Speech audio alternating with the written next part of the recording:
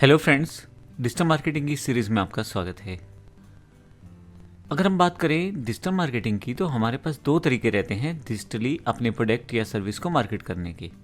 पहला तरीका रहता है फ्री डिजिटल मार्केटिंग। इसमें हम उन टूल्स का यूज़ करते हैं जिनसे हम फ्री में बिना कोई चार्ज एक्स्ट्रा खर्च किए हुए सिर्फ अपने कुछ एफर्ट्स के साथ अपने प्रोडक्ट या सर्विस की डिजिटल मार्केटिंग कर सकते हैं। और इसी तरह से दूसरा तरीका रहता है paid digital marketing. Paid digital marketing में हम अपने प्रोडक्ट की एडवर्टाइजमेंट लगाकर, प्रमोशनल ऐड लगाकर अपनी जो प्रोडक्ट या सर्विस को प्रमोट किया जा सकता है, जिससे कि हमें बेहतर रिजल्ट्स मिलते हैं। दोनों में क्या क्या फ़र्क है उसकी जानकारी हम इस सेशन में लेते हैं। सबसे पहले बात करें अगर हम फ्री डिजिटल मार्केटिंग और पेड डिजिटल मार्केटिंग के डिफरेंस के बारे में, तो कुछ कॉमन फैक्टर हैं जिनको यहाँ मैं डिस्कस करना चाहता हूँ। सबसे पहले कॉस्ट। देखिए, जब हम फ्री डिजिटल मार्केटिंग की बात करेंगे तो किसी तरह का कोई एक्स्ट्रा खर्च नहीं लगता है, केवल आपका टाइम और मेहनत लगती है। इसको ऐसे समझ लें कि अगर आपको फेसबुक पे फ्री में कुछ पोस्टर डालनी है तो केवल आपको बनाना है और उसे फेसबुक पे डालना है, जिससे कि आपका मार्केट बन सके और आप अपने प्रोडक्ट को प्रमोट कर सकें। वो कैसे होता है, उन सब चीज़ों की जानकारी हम लोग आने वाले समय में लेंगे। लेकिन यहाँ पे सिर्फ आपने इमेज बनाना है, अपना पोस्ट बनाना है, इसी पे टाइम लगाना है, अलग से कोई खर्चा नहीं है। लेकिन जब पेड डिजिटल मार्केटिंग की बात करेंगे तो आपको वहाँ पे अलग से पैसा देना पड़ेगा। आपको अपने प्रोडक्ट या सर्विस को दूसरे लोगों तक पहुंचाने के लिए, दिखाने के लिए एडवर्टाइजमेंट का सहारा लेना पड़ेगा, इसलिए उसकी कॉस्ट रहती है। अलग अलग प्लेटफॉर्म्स पे अलग अलग कॉस्ट रहती है। जैसे फेसबुक की कॉस्ट कम से कम 80 रुपये पर डे के हिसाब से शुरू हो जाती है। इसके बाद है स्पीड। अगर आपको अपनी प्रोडक्ट या सर्विस को लोगों तक लेके जाना है तो उसका सबसे अच्छा माध्यम रहता है सोशल मीडिया प्लेटफॉर्म्स। और ऐसे में आपको वो अपने प्रोडक्ट और सर्विस की जानकारी बेहतर तरीके से उन लोगों तक लेके जानी होती है। उसके लिए आप इमेज, वीडियो या टेक्स्ट यानी कि कुछ पोस्ट लिखकर आप अपनी जानकारी को वहाँ तक लेके जा सकते हो। तो जब आप सोशल मीडिया पे पोस्ट करते हो किसी चीज़ को, तो उसमें वीडियो का, ऑडियो का, आप चाहो तो इमेज का या केवल टेक्स्ट का प्रयोग भी कर सकते हो। लेकिन इसमें समय लगता है। आपने एक पेज बनाया जिस पे आपने अपनी जानकारी लिख दी, या एक वेबसाइट बनाई जिस पे आपने अपनी जानकारी बता दी। अब जब कोई व्यक्ति आपकी वेबसाइट पे आएगा या उस पेज पे आएगा तो वो देखेगा उस चीज़ को, और आहिस्ता आहिस्ता वो चीज़ अगर उसको अच्छी लगती है तो वो आगे शेयर करेगा। इस तरह से थोड़ा समय के साथ ये चलता है।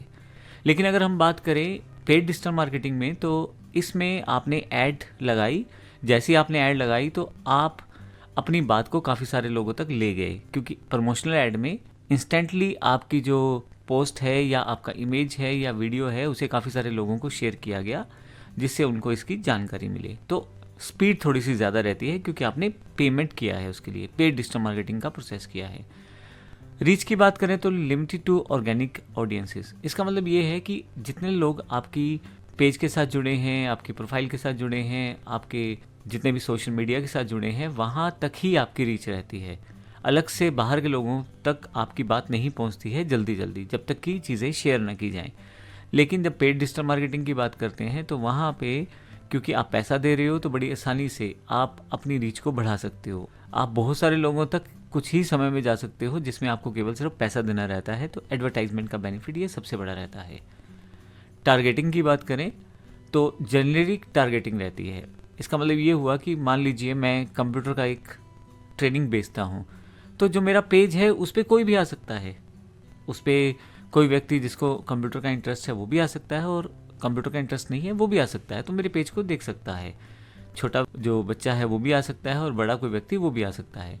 लेकिन अगर बात करें हम पेड डिजिटल मार्केटिंग की, तो उसमें काफ़ी सारे ऑप्शंस आज के समय में फेसबुक और गूगल जैसे प्लेटफॉर्म्स देते हैं, जिसमें आप डेमोग्राफिक्स, इंटरेस्ट और एक्सपीरियंस के बेस पे इन बहुत सारे एलिमेंट्स को मिलाते हुए उन लोगों तक डायरेक्ट जा सकते हो जो आपके प्रोडक्ट से रिलेटेड हैं। जैसे मेरा जो प्रोडक्ट है, मान लीजिए LMS है, लर्निंग मैनेजमेंट सिस्टम है। मान लीजिए मैं एक कोर्स बेचता हूँ, इसी की बात कर लेते हैं, डिजिटल मार्केटिंग का कोर्स बेचता हूँ।